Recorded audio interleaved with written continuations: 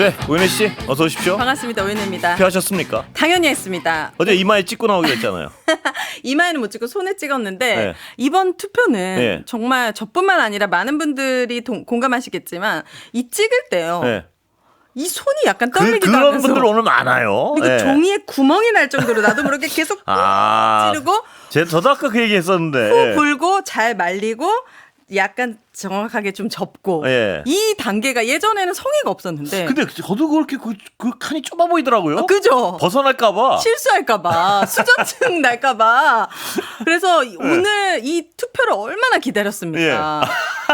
이거는 뭐죠?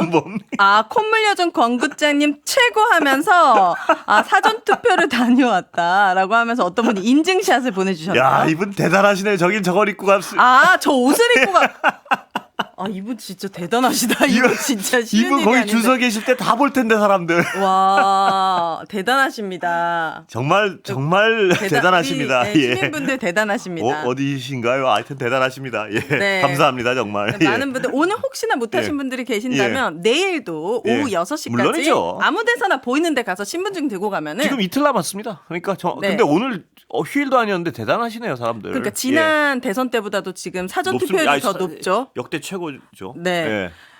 역대 최고를 저희가 만들어 드려야 됩니다. 그렇습니다. 왜냐하면 투표율. 재외국민 여러분들께서도 지금까지 역대 최고의 투표를 만들어 주셨기 때문에 거기에 또 응답을 해야 그렇습니다. 됩니다. 네. 자, 3119님께서 오늘 새벽 국민의 의무와 권리 행사를 하고 왔는데 촛불 젊은이들에게 진 빚을 조금이라도 갚았으면 하는 심정으로 투표를 했습니다. 다시 시작하는 대한민국 화이팅! 이렇게 남겨주셨네요. 이 말씀 저도 약간 생각해. 그 키세스 막 이런 분들 있잖아요. 네. 그분들한테 정말 약간 그 마음의 네. 빚을 갚는 마음 그것도 있습니다. 맞아요. 여러 가지 감정이 드셨을 것 같습니다.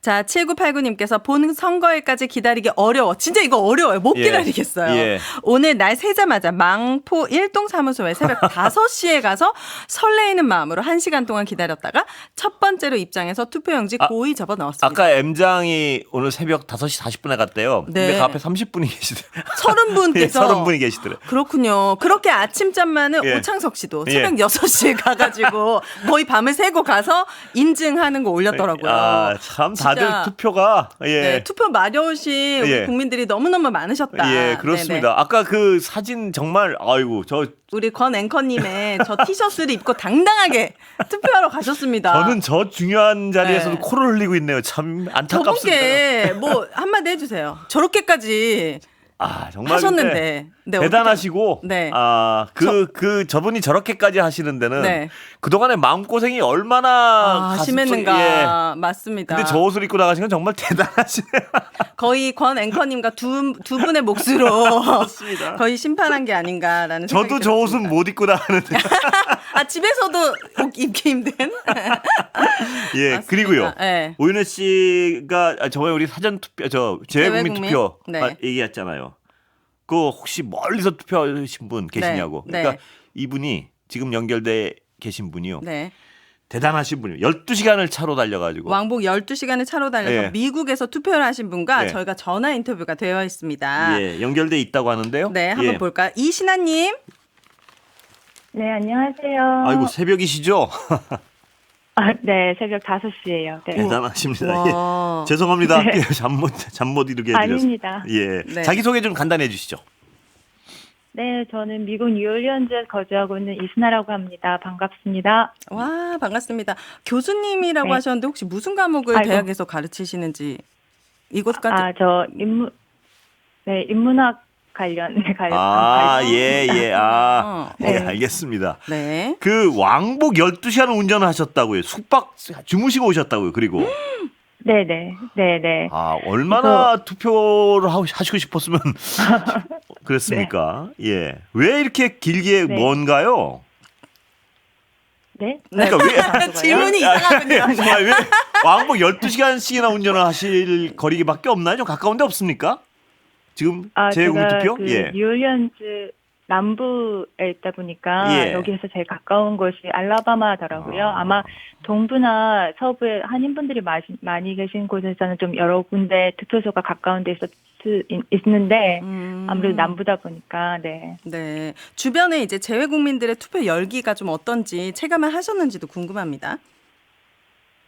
네. 저 한인분들이 많이 이용하시는 온라인 커뮤니티 여기저기 보니까 네, 저는 사실 별거 아니더라고요. 뭐 20시간 넘게 운전하시는 분들도 계시고 너무 먼 경우에는 비행기 타고 오시는 분들도 계시고 그리고 또 너무 장거리인 경우에는 숙박도 해야 되고 일하시는 분들은 휴가도 내야 되잖아요. 그런데도 다들 나의 조국을 위해서 뭔가를 할 수 있는 기회다 이런 마음으로 기쁘게 투표를 하시는 것 같았습니다.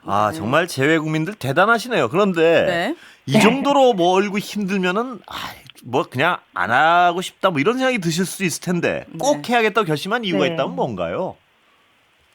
네, 우선 계엄 이후에 지난 겨울에 시민들이 거리로 나서는 모습을 보면서 저는 함께하지 못했잖아요. 그래서 참 많이 미안해서 그래서 저도 조금이라도 빚지고 미안한 마음을 갖고 싶었고 그리고 계엄은 아무래도 국민의 헌법적 권리를 빼앗으려고 한 행위잖아요. 그래서 계엄 세력에게 꼭 보여주고 싶었어요. 무슨 일이 있어도 대한민국 국민으로서 내가 어디에 있든 나는 내 권리를 뺏기지 않겠다. 12시간이 됐든 20시간이 됐든 나는 꼭 투표하겠다는 마음으로 하고 왔습니다. 와, 확실히 그 계엄과 탄핵, 내란 이 상황이 정말 많은 분들을 투표장으로 향하게 만들었던 거군요.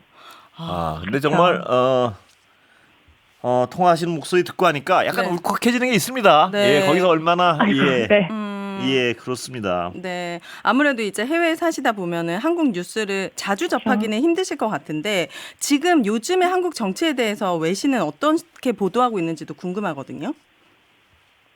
외신 같은 경우는 뭐 이제 최근에 어제 그제 계속해서 뭐 BBC나 아니면 뉴욕타임즈에서도 한국 대선을 계속 보도하고 있더라고요. 네. 대선에 관심이 많군요.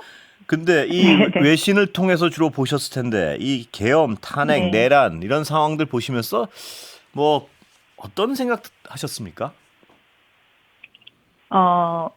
글쎄요. 근데 오히려 이렇게 위기가 기회가 될 수도 있지 않을까라는 생각이 들었습니다. 뭐 예를 들어서 뭐 대선에도 관심들이 있지만 뭐 한국 민주주의에 더 관심을 갖고 있는 것 같습니다. 예를 들어서 제가 뭐 투표하고 온 바로 다음 날 미국인 친구들을 만나서 저녁을 먹었는데 저한테 알라바마까지 같이 왜 다녀왔냐고 하길래 한국에 계엄이 있었고 시민들의 노력으로 이렇게 이번에 탄핵을 했고 우리가 새로 대통령 뽑아라고 했더니 아무래도 미국도 지금 최근에 정치적, 사회적 갈등이 심화되고 있잖아요. 그러니까 다들 엄청 부러워하더라고요.